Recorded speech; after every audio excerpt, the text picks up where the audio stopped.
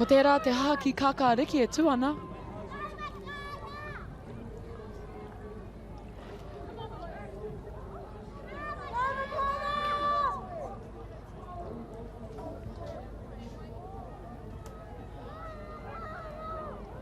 Hoake kōtiro mai tēnei te whiringa whaiti te ihu.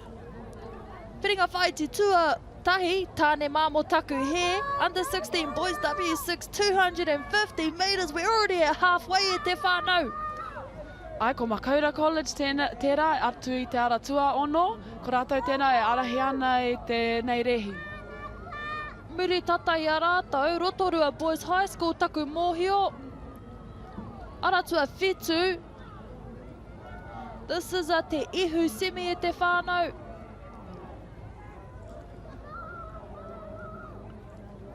Aratua ono tēnā. Makaurau College tuatahi tuarua ko Rotorua Boys High School.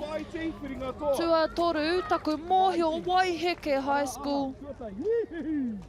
Rātou katoa ka whai tūranga i te whiringa toa hei te ahi tonu nei.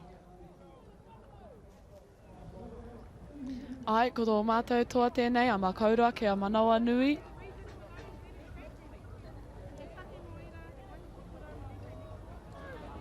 Hoki atu ki te timatanga o tēnei rehi.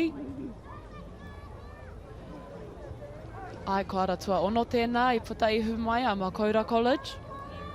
Te ara tuarua hoki ko Raglan Area School.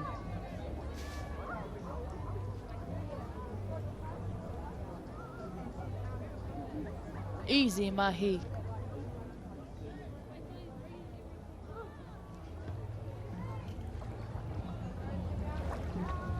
Kare kore, whakaharatau noiho tērā mo te whiringa toa hei te ahi tonu nei.